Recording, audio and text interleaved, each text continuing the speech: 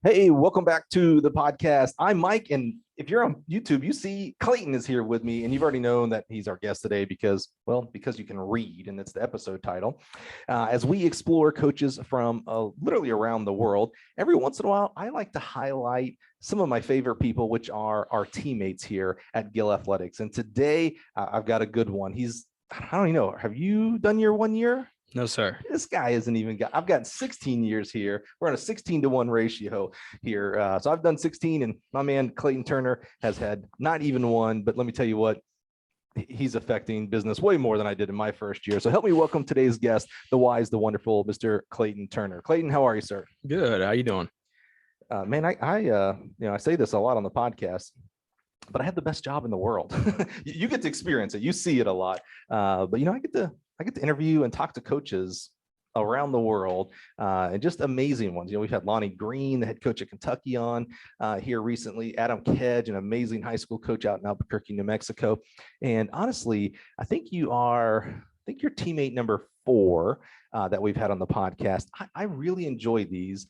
One, because I'm going to learn something about you that I didn't know, even after working with you fairly intimately for, close to a year. But I love for our listeners to get to know you. If you're listening out there and you've done any work with us here and you just humble us and choose our products, if you don't know Clayton, if you haven't worked with him, you have been touched by him. We have the industry leading dealer network out there. And so Clayton's kind of you remember Wizard of Oz, the guy behind the curtain? Yeah, that's Clayton. He's the guy behind the curtain that's pulling the levers, making things work, and focuses on our construction equipment. So I think I want to start there, Clayton. And we're going to get into, trust me, we're going to get into track. This guy has an amazing track history and even did some track coaching. We're going to get into that. But I thought, the title of today's episode is the Gill Athletics Construction Equipment Specialist, and maybe people don't know what that means out there. So talk to us about what you oversee here product-wise at Gill Athletics. So basically what I do is I oversee all of our equipment that goes into the ground, essentially, whether that's vault boxes, takeoff boards, cages, sandpit forms, all of that. So I basically oversee that, get it to schools, companies, and just make them have an excellent facility. So I like that you said, things that go in the ground. So you mentioned vault boxes because they go in the ground. So not so much a pole vault pit, although, we work with all of the equipment, but your main focus is not necessarily the pole vault pit, it's the pole vault box because that goes in the ground. Yeah, correct. And you mentioned sand pit forms, maybe you said takeoff boards, etc. And those products are typically not so much purchased by a track coach. Now, the track coach, if you're listening, you have a lot of input on the pole vault pit and hurdles and poles and things like that. But typically during a construction phase, who are you usually interfacing with? I'm usually contacted by contractors with coaches' input, architects, just overall construction people is who I mostly deal with on a day-to-day basis. I got, and I'm such a coach advocate, and I've done many facilities in my 16 years. That just means I'm old, by the way. No, there's no brag. It just means I've been around a lot. But I'm continually, it just hurts me because it's continually, most of the time in these processes, there's 2 distinct parts to a new facility. One is the construction. So the actual building of the track, that's where you come in with vault boxes, sand pit forms, cages, you mentioned hammer cages, discus cages, etc., circles, toe boards, the whole 9. Rarely, it's a very unique situation when a coach is actually consulted during that phase. When it comes to the air quotes here, fun stuff, the pits, the hurdles, implements, things like that. Oh yeah, they get into the coach. But when they're designing the track, it's quite common. They don't even ask the people that are going to be on that track every day. Well, how many sand pits and which way should they be located? How big? And how many vault boxes and which way because of winds and things like that. Exactly. It bugs me like no one's business, man. In fact, so much that I wrote an article on LinkedIn about it. Like, hey, coach, you're getting a new facility. Okay, now what? And that now what is you need to be without getting yourself fired, coach, get into the process as much as possible. Now, you mentioned track and field products, which of course, the vast majority of our listeners here know about, probably know more than we do, a lot of products that go on there. But what are there other things in your purview, maybe not track and field? We do. I do a lot with soccer, surprisingly a lot with baseball. And I think a lot of people would agree with you that people don't know that we do all these different sports. We have tennis as well. Going on the Porter side, we have volleyball that I deal a little bit with, but not that much. But yeah, we do baseball, tennis, soccer, the whole 9 yards. And it's again kind of that same theme of in the ground. Essentially, yes. Maybe you're not putting something like in the ground, but with soccer goals and stuff, you can anchor it into the ground and all that. But most of the time it's on wheels and you can move it off the field and on the field. But like baseball, we're dealing with stuff like the foul poles, which go in the ground, the dugouts. Yeah. And you mentioned tennis. We got a couple tennis systems that go in the ground. They're sleeved, indoor, outdoor. And I think people wouldn't really know that from the outside looking in. Yeah. Were you surprised? So, we're going to get into your athletic and coaching side of life here, where you went to school and the great college that you graduated from, who just signed a football deal with Alabama, by the way. I don't know if you saw that yesterday. No, I didn't see what year it is, but yeah, Alabama. We don't want to spoil yet where you went to school, but just wait until you find out where you went to school and then realize Alabama and them are going to play football. Good luck. Yeah. Good luck. Thanks. So when let me lose my complete train of thought. Okay, so you knew of Gill. Spoiler alert, Clayton is from the area. He's a local, call it, within an hour of Champaign, Illinois. So you knew of Gill growing up as you went through track and college track. Did it surprise you when you got here and was going through the interview process and we started talking about baseball and soccer? Were you just like, are these guys pulling my leg? Absolutely. So I showed up for my interview, and if you haven't been to the factory, there is football goal outside, there's a soccer goal outside, and I pull up in my car and I look out and I see football and soccer goal. I'm like, I did not know that Gill Athletics does that. They really put the athletics in athletics. Yeah, great point. Yeah. Did it, like when you saw that, was it like a concern of like, wait a minute, I thought this was a track position, or maybe the opposite? You're like, oh, okay, that's kind of cool. I'd be interested in learning more. How did you take that? I took it as the way you just put it. I'm a multiple sport guy. I love all sports equally, but I was ready for the challenge.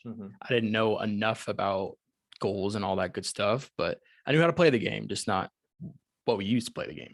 Now, I'm famous for challenging our guest, Clayton, and we've got our first challenge right off the bat. Oh, gosh. You just said you love all sports equally.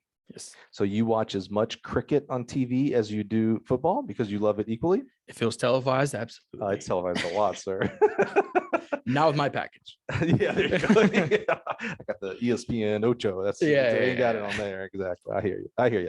Well, let's talk about, let's go back in our Wayback Machine and let's start with track and field, and we'll kind of lead up to, how you found out about the job and the interview process, and put a nice little bow on it.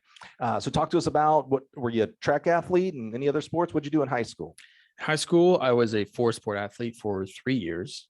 Fourth year, I took a little more exception to track and field, but I did football, baseball, basketball, and track. Wow. Up until my senior year of high school. Was that, I don't know how big your high school was. Was that more because it was a smaller high school? And so I came from a small high school. So, if you don't have multiple sport athletes, you don't have teams. Or was it more just like you just had a lot of, you loved all sports equally, so you wanted to play them all? Yeah. Kind of both. I went to Tuscola High School, just 30 minutes south of Champaign, about 300 kids, my whole entire school, 80 in my graduating class. But yeah, I mean, I loved all the sports I played, and can't say I was great at them, but yeah, it was kind of a necessity for a small school for someone to do a lot of sports, and I was the culprit of that. Well, the culprit. What was your favorite out of those four? I mean, be real.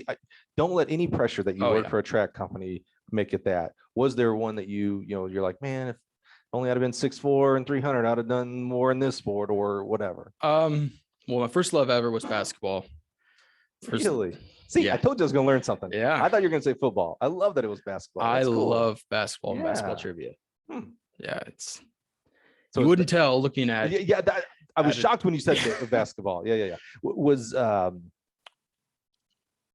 so with basketball, like if it was a case of like, man, if I was 6'3", 180, I have no clue what an average basketball player height and weight is. Like you would have gone on to do basketball? Absolutely not. Oh, really? I was not great at it, but I loved it. But I you love the loved it. sport. Yeah. I think there's some of the world's greatest athletes, some of them. And I just fell in love with it. My dad coached my sister when I was a little kid, and I was just in the gym shooting around and found myself buying a video game and just falling in love with the sport. Wow. Yeah. What position did you play? I was a guard. You're a guard. Okay. Couldn't handle the basketball at all. That seems like a problem. Yeah, I don't know much about basketball, but that seems like a problem. they called it a hybrid. Okay. I think that like that was just a soft term to use for someone who's shorter but Yeah. can't handle the basketball. Got bust him. He tries so hard. Yeah, exactly. And which one out of those four were your least favorite? I know I'm putting you on the spot. This is tough because you put your heart and soul into each one of those. Which one was your like, in fact, you said you only did 3 your senior year. Mm-hmm. Which one did you drop? And can we assume that was probably the less passionate one for you? You could say that. I dropped baseball going into my senior year. It was mostly because of a conflict with track in the spring. I'd had to sit down with our AD Ryan Hornaday and literally map out every day what practice I'd be at, what game I'd be at, what game I'd be pitching, what game I'd be throwing, or what me I'd be throwing at. And that was just a whole mess and took a toll on my arm. So, but I'd probably say that's probably a good bet, baseball. So where does track fit in here? You did it all 4 years. You mentioned you were a thrower, so you worked that side of it. How did that fit into sports and your passion? So early on, we had a track and field unit in PE, and the head coach now at Tuscola for the football team, Andy Romine, grabbed me and was like, "We're gonna do shot put today." I'm like, "Okay." He goes, "You're gonna be pretty good at it." What grades is this, freshman? 6th grade. 6th grade. Okay. 6th grade. Did you have any clue at 6th grade what throwing or even track was? No, but I was a bigger kid, and then I'm like, okay, if I can throw this 8-pound ball far, I'm like, that's kind of cool. Right. Because the alternative is go to run a couple miles. Oh yeah, hurdles, the whole 9 yards. That's not me. So Andy Romine put a shot put in my hand, and I threw it, and it was significantly farther than a lot of the kids in the grades and the kids that are doing 7th and 8th grade track. And he looked at me and was like, "You're gonna be good at this one day."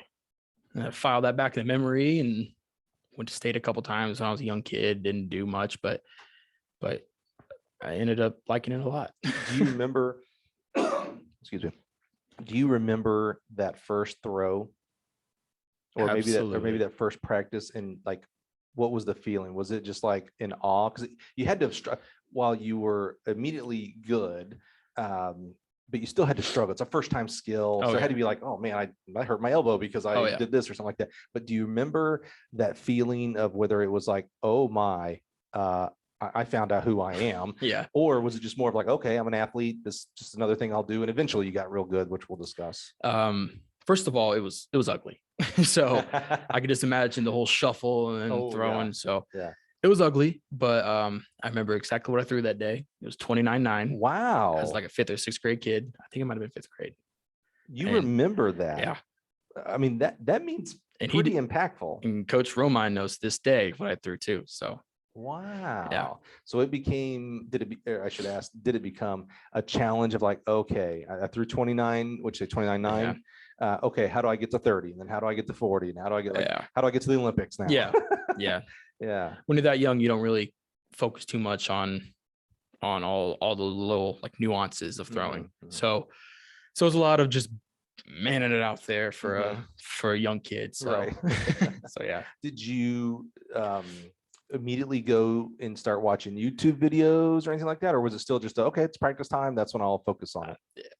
Really, that started later on in high school. So well, you had a lot of other, I mean, you're doing all these other sports as well. So yeah, you have a good excuse of not just focusing everything on it. Yeah. So when you go through middle school, and in Illinois, we have a really strong, supportive middle school track and field program, all the way up to we have a middle school state championship for track and field, which is awesome. That's not the common in a lot of other states. When you got to high school, what was it like transitioning to now doing football, basketball, baseball, and track and field? It was just kind of the way of life in Tuscola. You're always doing camps. You're having like 2 or 3 practices a day for various sports and club teams, legion teams, all that good stuff for baseball. And it was just, I think my class especially just had fun with it. And it wasn't like we were going to practice. It was, we were going to go hang out with friends, which I think was huge for us when we were little, and it paid dividends later on in high school. Yeah, it's that group going to hang out, and you just happen to be doing football drills today, or next day is basketball runs. Right. Yeah. That's interesting. You know, if you're not watching on YouTube, you know, Clayton's face there, you really kind of lit up there when you're like, man, it was just me and some friends, and whatever the sport of the day, the practice of the day was.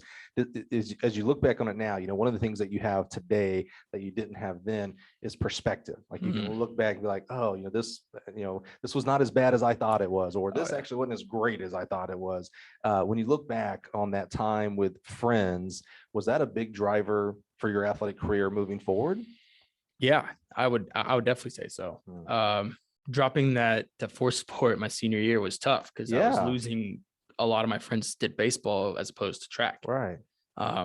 So dropping that was super hard, but I knew it was the best thing for my future. And later on down the road, it definitely paid off. Right. Yeah. So walk us through high school career. Did you pick up the discus? And we don't have jav, unfortunately, or the hammer, but maybe you did summer track. How did high school career go throwing wise? Throwing wise, started off all right. I was just an average freshman, sophomore. And then my junior year, I was still doing baseball, and act like it was a bad thing. It wasn't a bad thing. But I kind of hit my peak in my junior year at state championships, which I threw 49, 9 3/4. Can you believe that? Oh my, geez. Yeah. I think I got 9th. Wow. Okay. But my best friend in the whole wide world got, I think, 2nd runner up. Okay. From same school? Yep. Okay. Same school, best friend. Yeah. And then senior year, I hit my stride in the discus a little bit. Hit, I think, mid 150s, and then close to 53 feet in the shot. I was 3rd in the state, but I was 2nd on my team. Yeah. My best friend got 2nd. Yeah.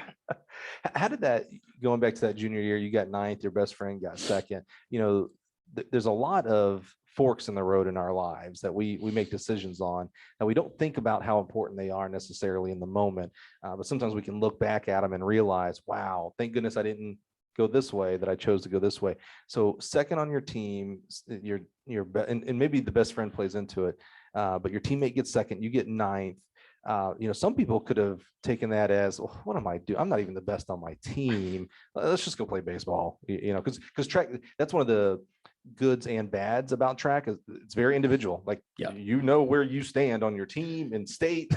Where baseball, you can kind of hide a little better. Basketball, you can hide a little bit, and you still be like, well, I'm part of the team, I still play minutes. You know, but you seem to have taken that as a challenge of like, okay, that's cool, he got 2nd, I got 9th. Well, that means like you didn't project. It doesn't feel like you took your projection of, well, dang it, you know, negative on him. You took it more of like, well, then I better get better. Yeah.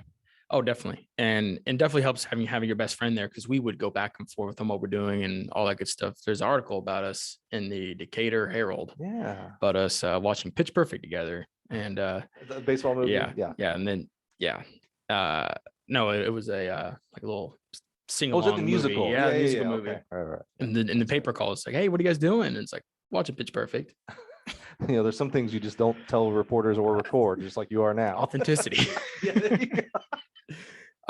But getting 9th place was definitely a springboard into the next year. It's like, okay, we can do that. How good can we be? And we had a great runner, Eric Ponder. He was very good at the 2 mile. So we got 4th place our senior year with 3 guys. As a team. Yeah. I took 3rd in the shot, 6th in the discus, and my best friend, Stephen Gibson, took 1st in the discus, and second in the shot put. Was either of those a more favorite event for you, or did you love both of them equally? Shot put. Yeah, is that right? Yeah. Why is that? I don't know.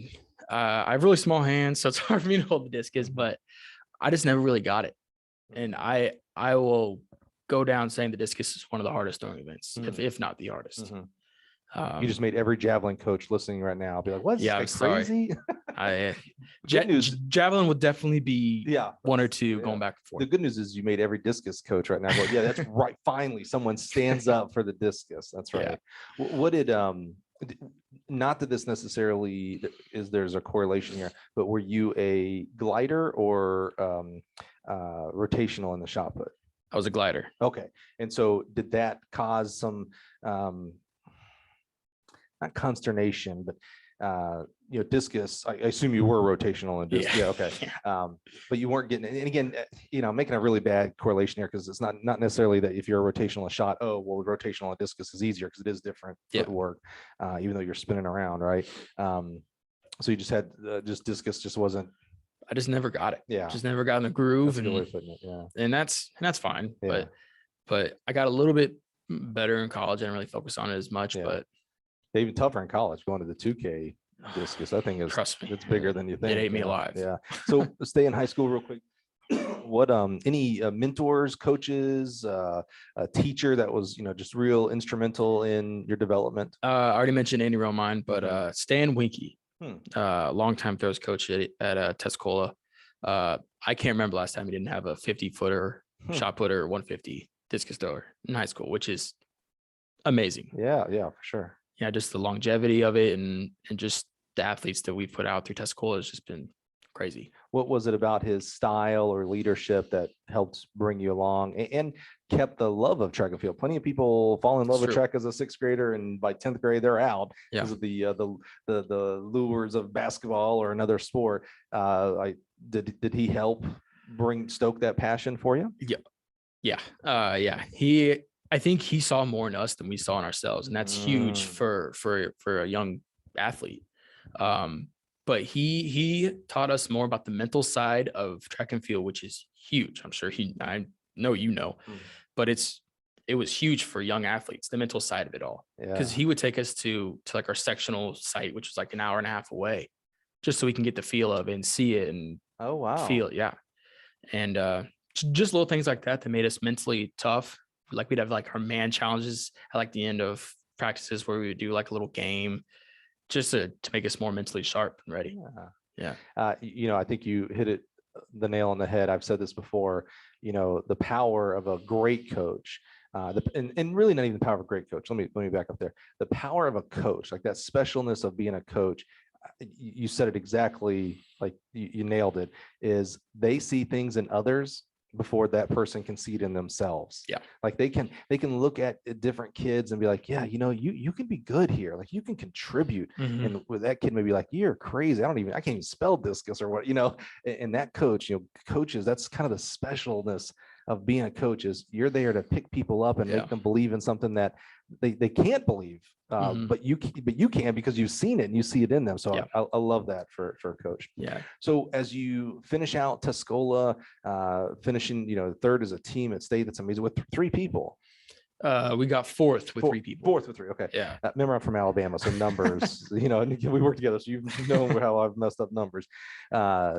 What were you thinking, school-wise, college-wise, major, and where was, because you do become a coach for a little while, was coaching at all in your mind in high school, or was it still just something that was done to you? You were coached at.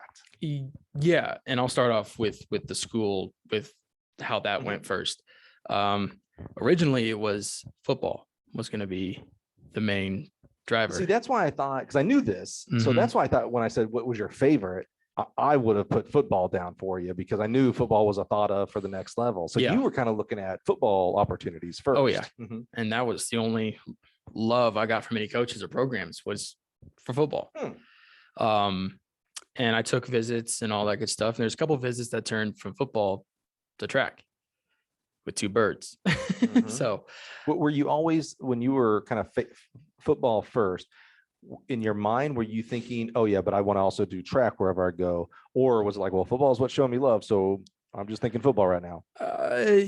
If things lined up the way they could have, So maybe. you didn't close the door, but it wasn't Oh, like, yeah. oh yeah, because Oh, yeah. thankfully some football players who are great at track are like, no.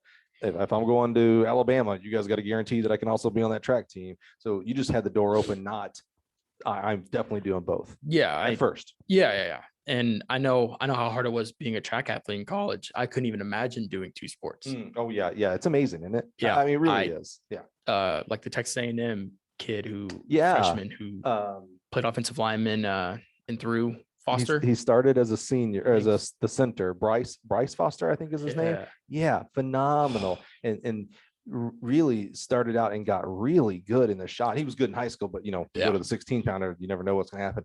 Yeah, that's right. Outstanding. I don't know how. That's beyond me. Yeah, that is amazing. But yeah, college football was definitely an option, and turns out not a whole lot of football coaches want a 5'11" offensive lineman or a linebacker that runs a 5-second 40.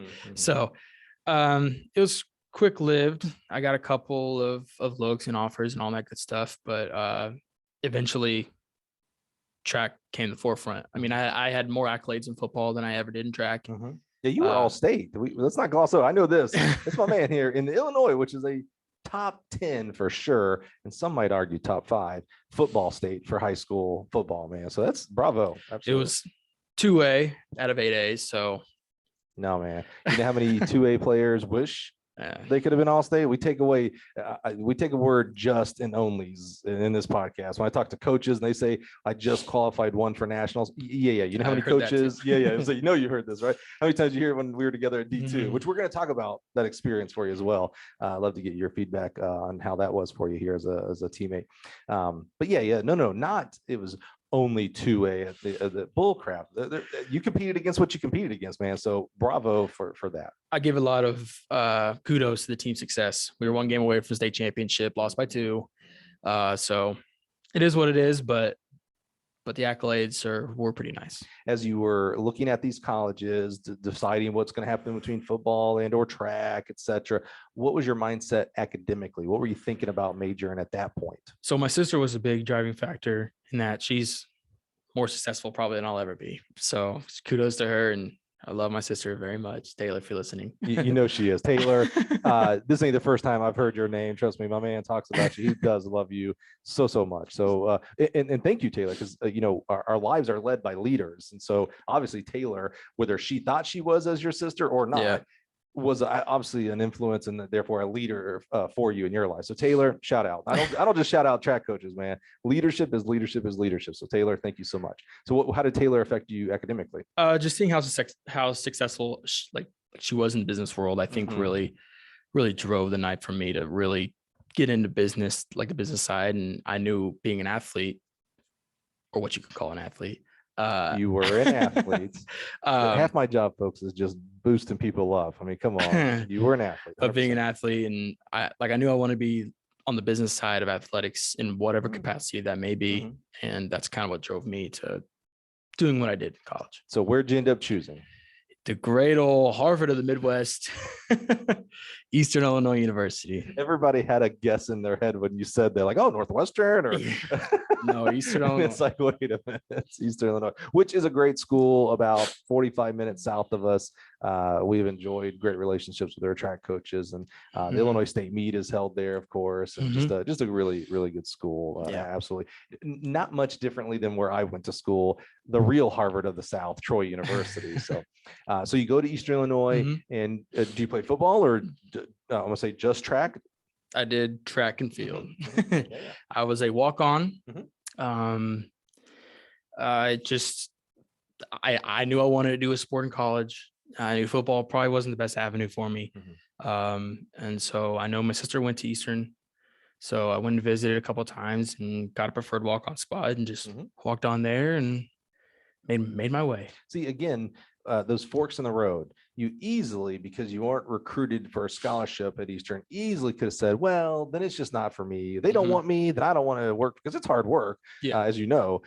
Easily could have said, well, I'm going to go be the best student I can be, which wouldn't have been a bad the avenue to go. Yeah, definitely. But there was more of like, you know what? Okay, that's fine. And I don't know necessarily that it was a chip on your shoulder, like, well, I'm going to earn a scholarship. I'm going to show them for. I'm not big on that Yeah, belief, yeah. but that might be your avenue, or it may have just been, you know, hey, I like athletes and friends of mine who are athletes, so I'm going to do that. Yeah, and it was a great way to make relationships when Mm. you when you go to university that not a whole lot of people from Tuscola went to.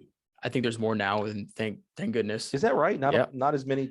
I would assume I because think it's close. I think maybe one of my classmates, maybe two, went to Eastern. Oh, really surprised. Yeah, I would have thought, you know, just because of closeness, a majority would Yeah. have, yeah.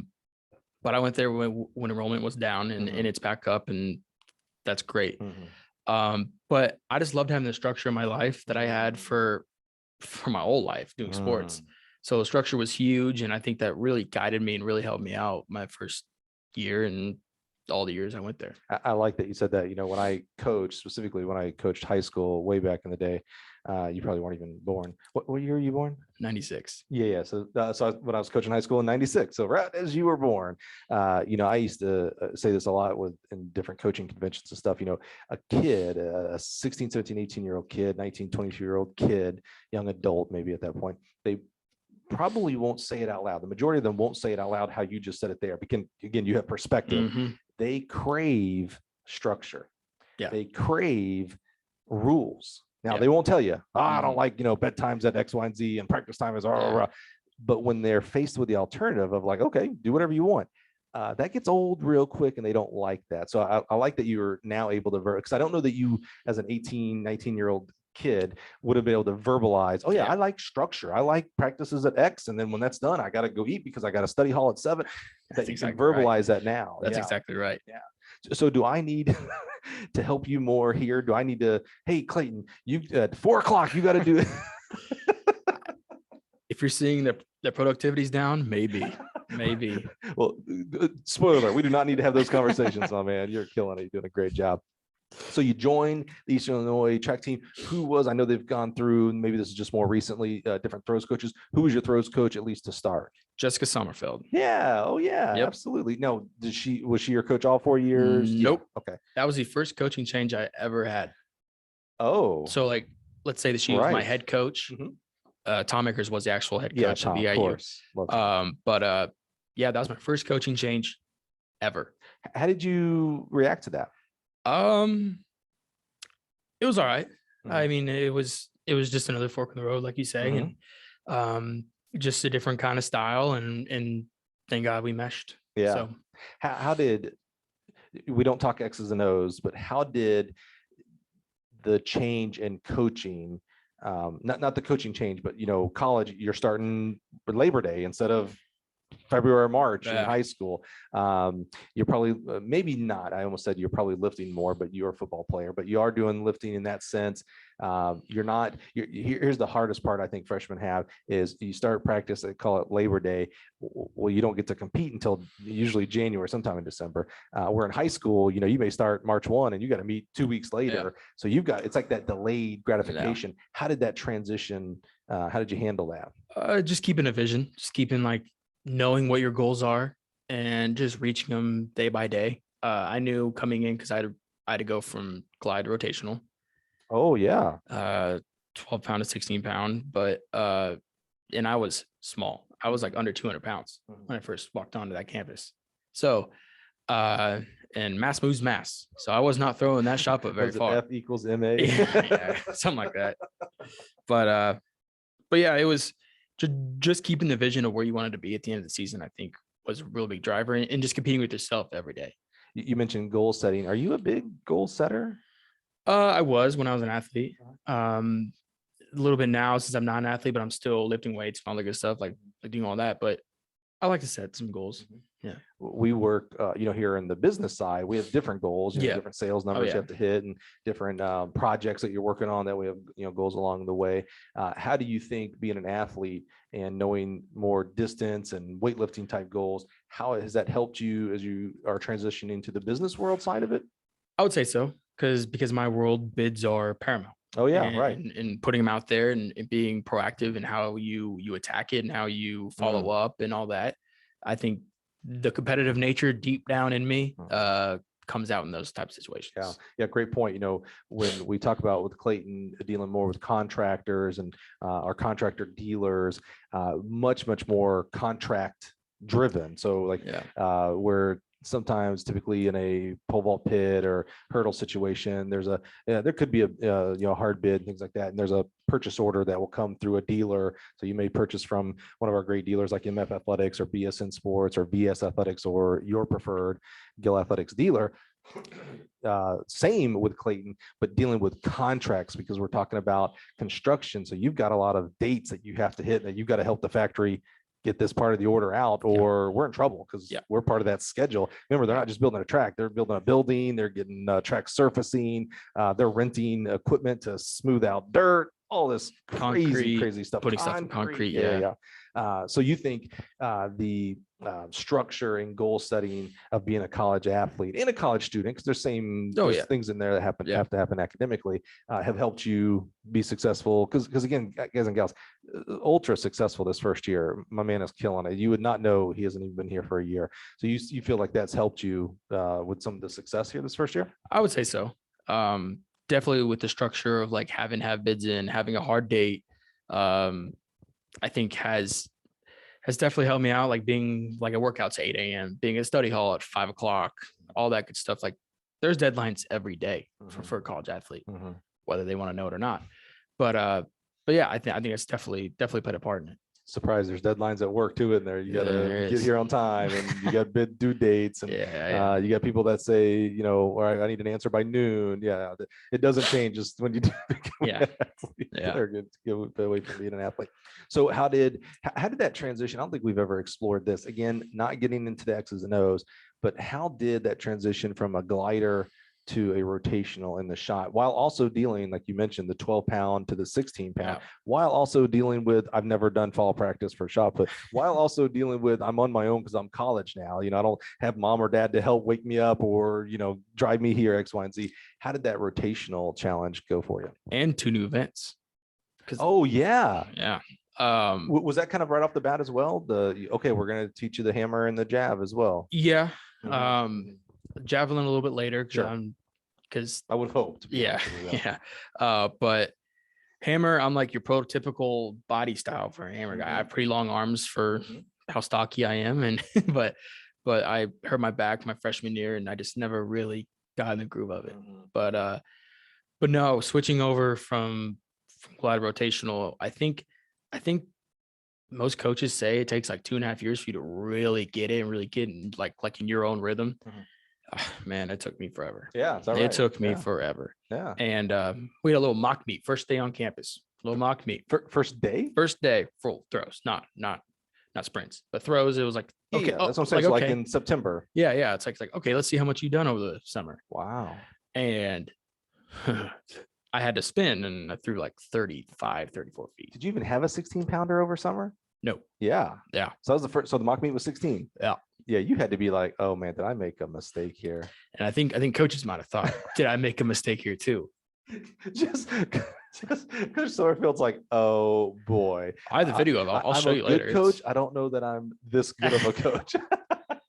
And also, Zane Chapman was also a coach there. Yeah, shout out to Zane from Drake University. Yes, sir.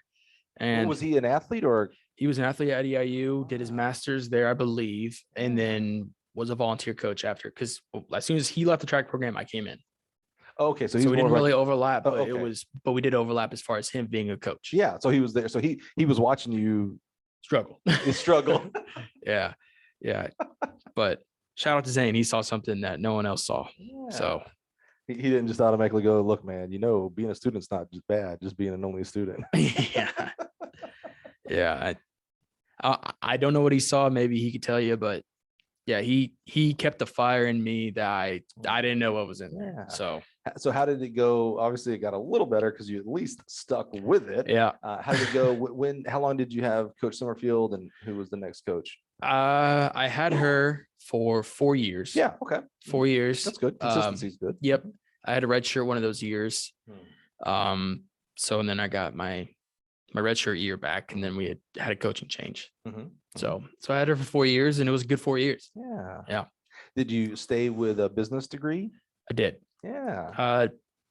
mixture of both sports and business. Like sport a management. sports admin Yep. type. Yeah. Yeah. Okay. Yes, sir.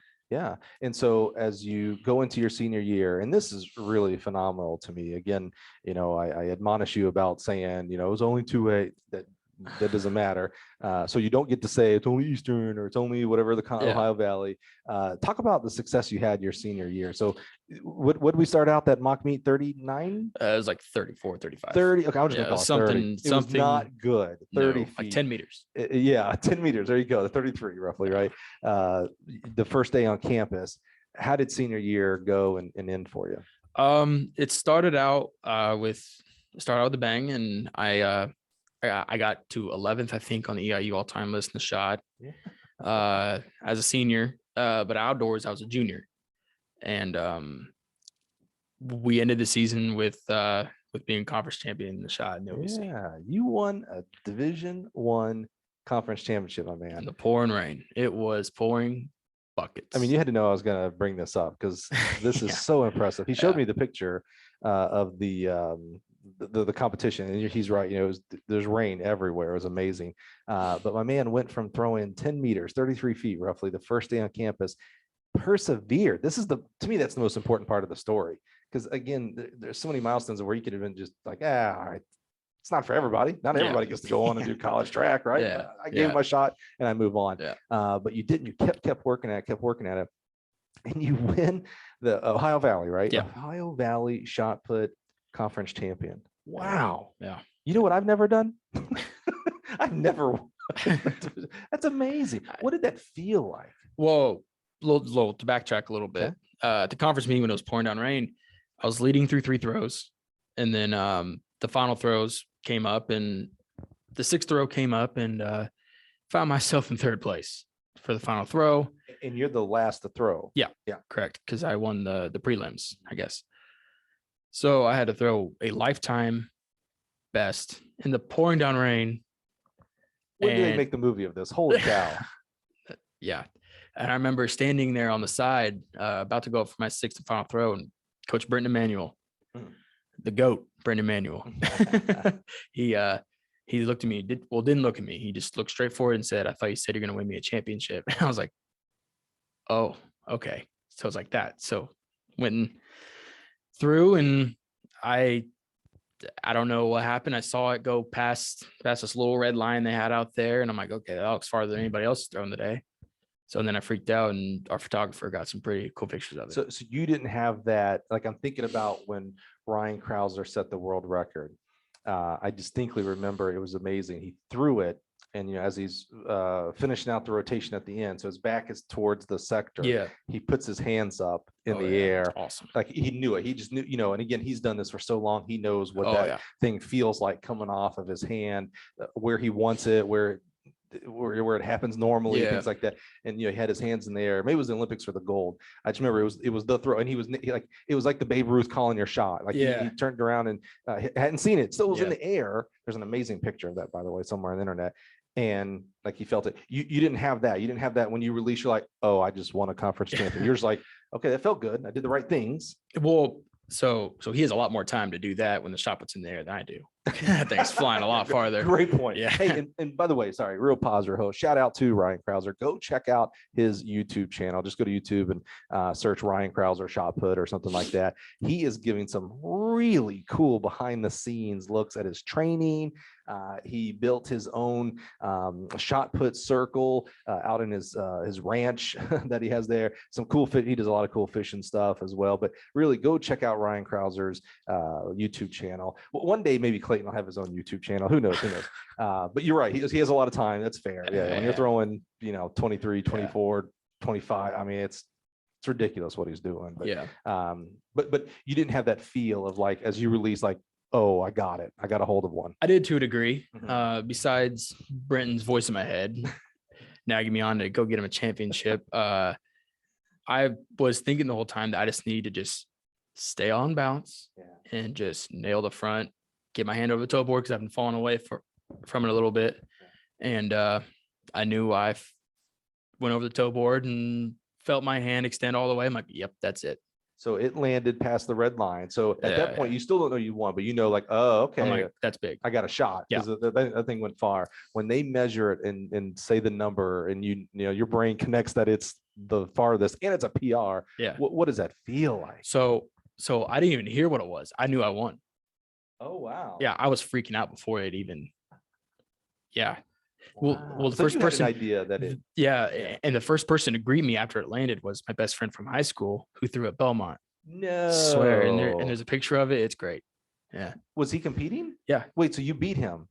Yeah. So the guy that beat you in high school, you came back and beat in college. Yeah, he was more of a hammer discus guy. He's very long, has a super long wingspan for Yeah, as tall as still, he is. that's great revenge. I love that. He'd take it any day. But yeah, he was the first person to greet me whenever it landed. That's awesome. Yeah, so it was literally like a movie, like something I've never experienced. That's really cool. Yeah. You might have to send me that picture. And I might have to use it for check out Twitter as you're listening to this. I'll have to make sure I post it because it really is. Like I said, when they're making the movie, man, I mean, come on, that's quite amazing. So your senior year, besides winning Division I conference titles, what were you thinking as you're getting closer to your degree? What were you thinking the next step? Were you like, oh yeah, I'm just going to be a coach, or was that even in your mind? So I had a graduate year because I had a red shirt. So I got accepted into the master's program at EIU that same day I won conference. So that was cool too. What a day. Yeah, no doubt. Yeah. Wow.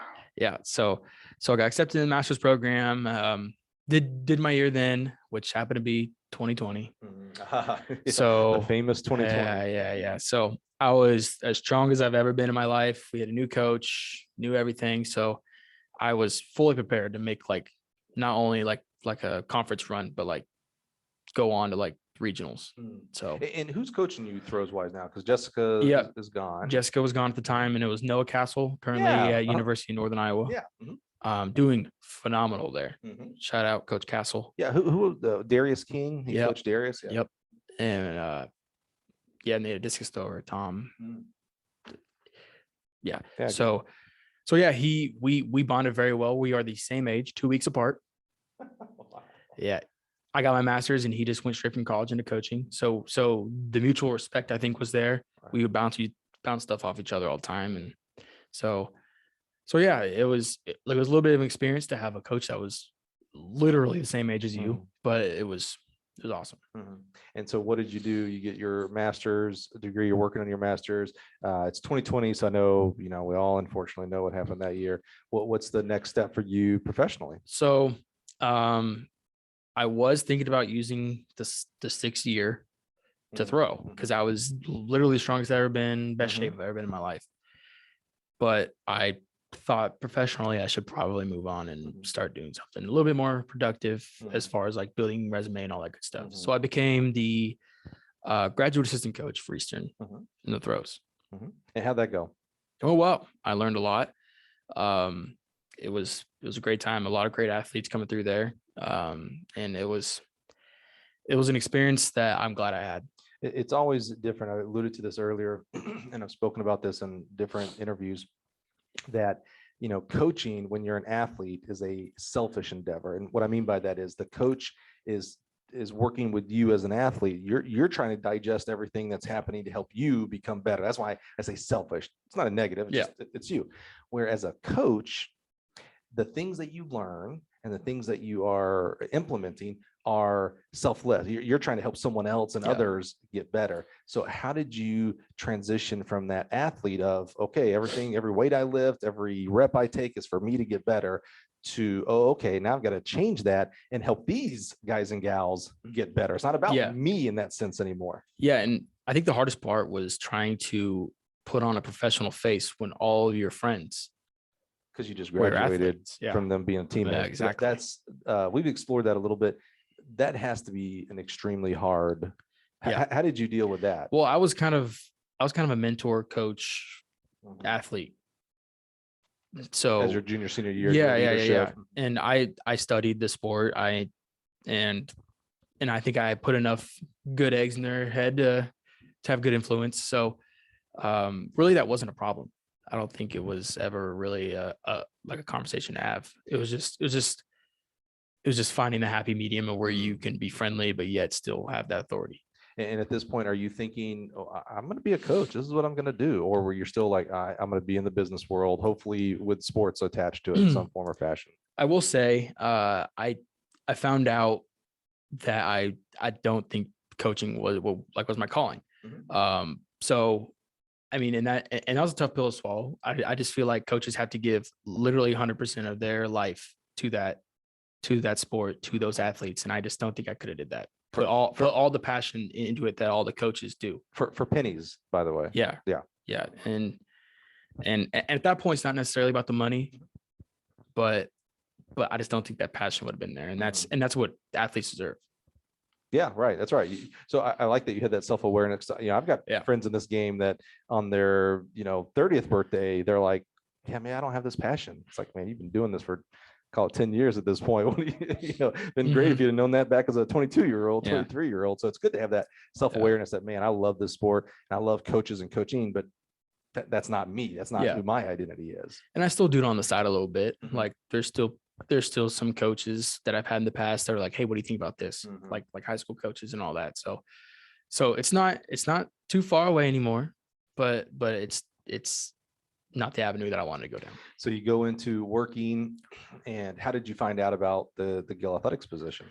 One of your former colleagues, Austin Hogue, former Tuscola graduate, Eastern Illinois thrower. That's right. We have a lot of the same past, but he worked here, was your colleague for a little bit. That's great. And he was actually one of my throws coaches in high school. So, and I knew that he worked at Gill, and I was like, oh, that'd be cool. Because from the time I was 6th, 5th grade, I had a Gill discus in my hand. So it's like, okay, well, I know the brand, so let's see what I can do here. So he helped me out with getting resume together, getting all the bells and whistles needed to come do an interview here. Yeah. So he kind of guided me along that path.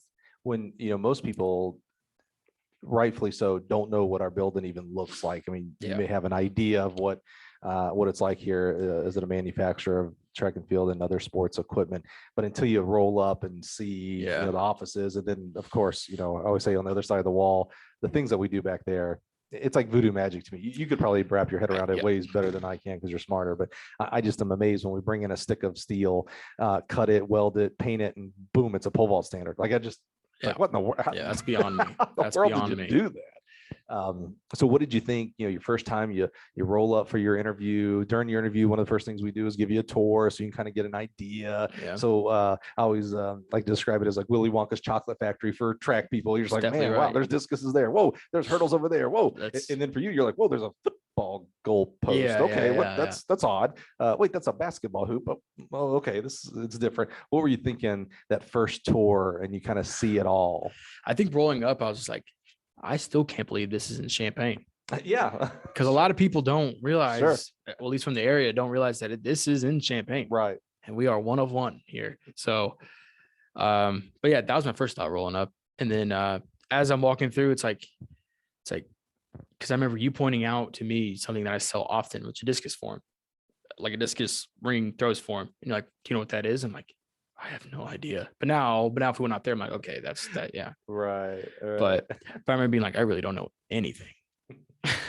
So, but it was incredible. The first time that I went in there, it's like, this is how it's done. Yeah. I couldn't even fathom. Yeah. A little overwhelming. Yeah. Like a fire hose, like trying to drink out of a fire hose. You're like, are they going to ask me about this? This is a test. What do I got to remember from this thing? Yeah. How nerve-wracking. This is one of your first interviews for a job. You've had other interviews, but your first, I'll call it corporate type of interview. So you get several people. I don't want to say grilling you because we're not really grillers, but it's still nervous because you don't know who these people are. Yeah. Kind of your fate is in their hands type of thing. How was it nerve-wracking? You came off very confident, by the way, to give you kudos. I'm glad I could put on that face, the poker face for you. But I actually met Scott before, Scott Phelps. I met Scott Phelps before. As I was a coach, we were picking up some implements and I had to meet him here to get it. Yeah. So I knew his face. I think he was kind of like, I know you. And I was like, I know you too. So yeah, I kind of knew that, but other than that, I was blind coming in here. Yeah. Yeah. Well, you did a great job, obviously. Thank you. You were the obvious choice to come in, and we because of where we are and things like that, we hire a lot of rookies, I'll say, and but I'll tell you what, you've come in and done an amazing job. What has been, when is your 1 year anniversary?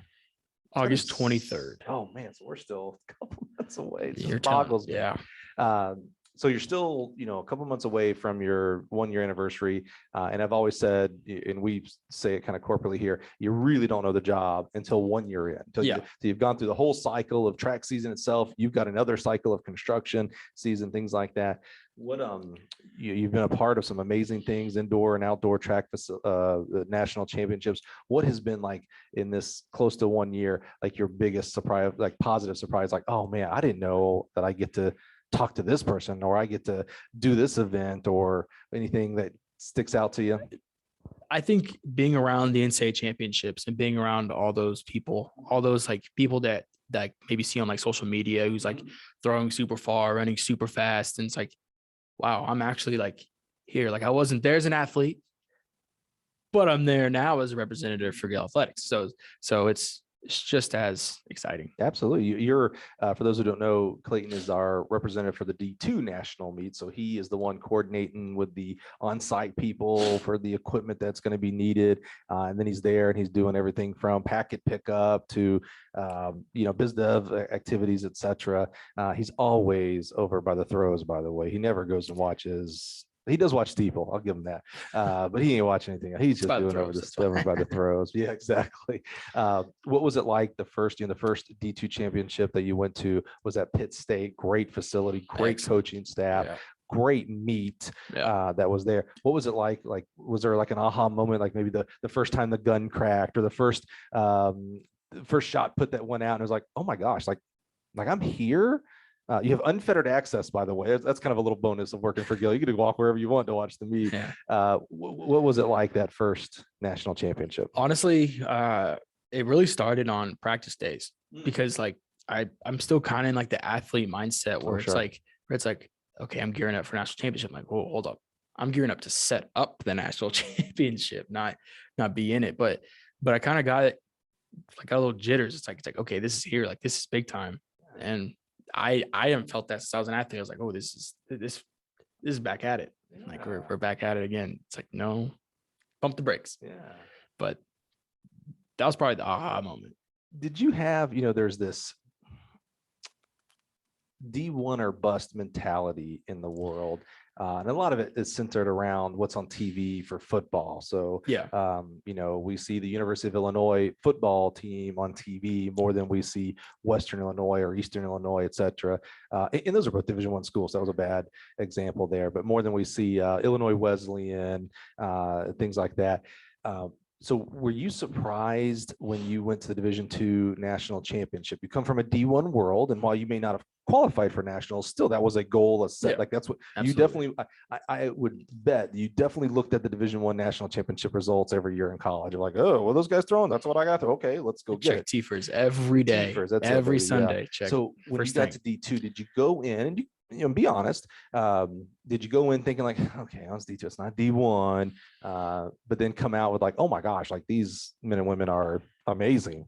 Yeah, no, I'm not an advocate for anyone. I mean, it's like, I know that there's excellent athletes at every single level. There's no exception. So I have a lot of friends who were at the Division II level who would kick my butt up and down in the throws ring. Right. So absolutely no ill feelings for the levels that are below Division I. Absolutely not. And if you did, you just watch the first competition and like, that goes away really quick. If you're smart, you're just like, oh my goodness. That first throw, I'm like, yeah, that beats mine by meter. Some amazing coaches, man, at all levels, and amazing athletes. No doubt. What does it take? Help us understand the process. You worked on Division II indoors with Pitt State, and then Division II outdoors at Grand Valley State. Two amazing meets. You did an amazing job, you and your team, getting the equipment set up, things like that. Kind of give us a 30,000 foot level of what actually is involved with being the official equipment sponsor for these meets. It's not, spoiler alert, it is not snap your fingers and things just show up. Like you started meetings, probably in August, you probably within the first week or two, it was like, hey, you need to start going to these meetings. Definitely put a bug in my ear. Yeah. Give us kind of a 30,000 foot level, what goes into these meets for us. So right off the bat, around, I think it was Christmas time, maybe a little bit before, maybe like Thanksgiving, like that time in between, we got on the phone and talked to our site for the guys in March for Pitt State. So we get a brief overview about who we are, and we're going to be our site, or like the site contacts for Division II. And then we start talking about what their facility has, and if we need to supply it or not, what we need to bring and all that good stuff. How much do we need to bring? And then that's a big, long process in itself, getting that all checked off. Because if you forget one thing, you hear about it. Yeah, you do. So just the checks and balances with that, and then getting all logistics to getting the stuff there, getting yourself there, knowing when to set up, when you can access the facility, all that good stuff. And then the meet schedule, you got to work around that. And then once it's all done, you got to pick it up and move it back. You've been to 2 great meets. I was at both of them with you, and just phenomenal team battles.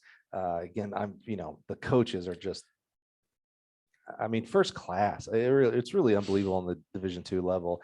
What has been the biggest fun moment for you out of those 2 meets? Was there like a performance you saw or a coach you got to meet that you thought, man, I've never been able to meet so-and-so? Anything that was super fun? I don't know about just one single event, but just the overall energy. Something that I really was never part of, because the OVCs weren't terribly populated. A lot more teams here at the national level, but wow, like the atmosphere just overall with team battles and all that good stuff, big time. And there's some individual performances. I'm not going to try to say their names but yeah, just the overall energy was just outstanding. That's a good way of putting it. I would agree with that. Even all the events, but I would maybe on the Division II level, personally, I might give that specific to the throws crew, because there's just don't mess around with Division II throws coaches, man, and athletes. They are some phenomenal. Go check the results. Go look at what these kids are throwing. Definitely. And there's coaches behind those throws. It really is. And there's a fun group of Division II throws coaches that are just great people that are hyped up and just really just get it done. They get the job done. Yeah. Definitely. What are you, as we start to wrap up here today, Clayton? What are you, maybe it's your first year anniversary, anything you're looking forward to? Now you kind of get the scope of what we do on a yearly basis, and it continues to grow and get better. As you continue to learn more about the business side of things, gain more experience and therefore more responsibilities, anything that you're looking forward to? Just construction season. It's summertime, construction season. People want to update their facilities. So just getting in the thick of that, I think, is going to be really exciting, seeing all the different facilities that they're going to pop up, whether we get the bid or not. It's still great to see who's all making moves and updating their facilities. But I think just growing the division also. Growing the division is you're good. Something that I take pride in. And I think a lot of people don't actually realize what we do or don't have.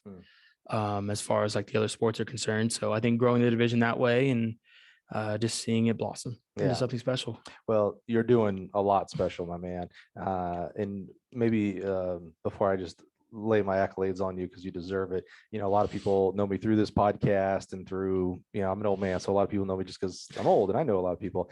I'm sure one of the top questions people that are listening right now want to know, what's it like working with Mike Cunningham? Some people would even say, what is it like working with the Mike Cunningham?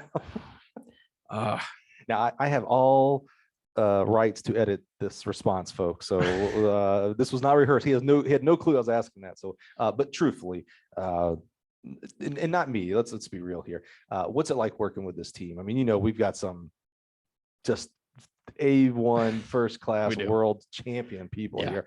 What's it like being in this team? Great. It's very welcoming. Everyone's there to lend a helping hand. I think that is great for any new professional or someone who may just have a simple question and maybe someone else has the answer. But having like River here, who is younger than I am, and just having him around it like as well to get a younger feel to it, I think is huge as well. But I think just definitely the guidance that I've gotten in this 9 months has been great. That's And awesome. and that's something that I wish every business had. Well, if you go back, we've had, like I said, I think this is teammate number 4. So River, who he mentioned, who was a pole vaulter at Coastal Carolina, he was on the podcast back in December, I believe, of 21. We're getting to a point now where we've done it a long enough time. I can't remember all the dates. Jennifer Vanderlot, our customer service manager, director of fulfillment, who was an All-American thrower at Indiana University. She's been on the podcast. Brian Carell, who you know well from NCAAs and R&D, our field service rep. He's been on the podcast. Now we've had Clayton coming up. In the next few months, we're gonna have Rob Matthias. He Can't wait for that cornered one. him. He's in. Yeah, cool. That's gonna be unique. I mean, what a great. I mean, what an anchor. Yeah, for no our doubt. team. No doubt. It's really quite amazing. But Clayton, it's easy to say this recorded and for posterity reasons that what a great teammate you are, man. Appreciate it. You came in just fresh and green and rookie as it can be in a very challenging role. It's one thing to be in a role like a Rob River or Scott that focuses on pits, poles, and hurdles, and those are fun and you get to see those things. But unfortunately, a lot of the work that you do, it goes in the ground. You don't even see it. Very true. It's hard to go to a track and go, hey, you see that sand pit form? Well, no, I see sand. Yeah. And we don't sell sand. Yeah. But you have taken a very challenging part of the market, a very challenging part of our sport, specifically of track and field, but also have added baseball, tennis, soccer, etc., field hockey, lacrosse. Yeah. We didn't even mention those. Love for all sports. Love for all sports. That's right. And you've just done an amazing job talking to contractors. That's different than talking to a coach. Working with architects, that is extremely different than talking to coaches, but yet you keep that passion and love for the sport and for the coaches of that sport always at the forefront. I can see it when you're working with a contractor on a cage, which is a different conversation than having it with a coach, but I can see it in the way you do things, the eyes of when you're doing things that you're like, oh yeah, I'm doing this because at the end of the day, that coach is going to have a kick-ass cage because of how I've worked with this architect and this contractor to make sure it's installed correctly. They purchased the right one for them, that it's the cage that program and that coach deserves. So you've done a great job. I'm Appreciate it. Super excited, just like in athletics, just like your freshman year, almost throw it away. It's like, oh man, it's so bad. I don't even want to think about it. As you continue to build on year 2 coming up, year 5, year 10, man, I'm just so excited for what you're going to be able to accomplish here for coaches and for our teammates here, man. I look back at what I did in my first year. I didn't do 10% of what you did the first year, but I look at like, oh, I built onto it. And look what I'm contributing now in 16 years. Man, I'm so excited that your story, where it is today, and that it continues to be written. And I can't wait to do a 10-year anniversary podcast with you and find out, you'll be like, oh yeah, I was so naive. I used to think X, Y, and Z. And then experience taught me ABC. So you're doing a great job, man. Super pumped that you would join us on the podcast today, man. Thank you. I know how busy you are. So you got a ton built up on your desk and your email and your voicemails, man. So just so thankful for your time. Can't wait for next year. Division 2s, where are we going? Indoor Virginia Beach. Yes. Hey, that's an amazing facility. Not to brag, I did all the track side on that, man. I love that facility. Thank you for that. Wait to see that. And then outdoors, we are Colorado Mesa. Is that right? Or Pueblo. That's it. Yeah. I had the Mesa throws coach in my head. I had a great conversation with him at Grand Valley. Pueblo, which I've never been out there. So, but it is. Have you seen pictures of the track? Yes. Oh, it's gorgeous. The mountains and very excited for that one. But that's probably Colorado. There, it's all high elevation, so we probably make sure we're in shape. So I'll walk across the track and I'll get out of breath, bro. Okay, I gotta make sure we do that. All right, next year is gonna be awesome, man. Clayton, thank you so much for being here today. If you have listened and you like this, maybe this is your first time being here. Thank you for being here. One of the best advices I can give you if this is your first one is go back in the catalog of guests. We've had super amazing coaches here, from Bruce Schexnayder of LSU, Dwayne Ross, the new coach at University of Tennessee, was on a couple of years back. Sue Humphreys, high jump coach extraordinaire, DeG Taylor from BYU, just really the top of the top coaches. I mentioned Adam Kedge from Albuquerque High School, a couple of coaches from Kentucky High School, just superb coaches. So just thankful for your time being here today and look forward to seeing you next week. All right. Thanks a lot, guys. Have a good one.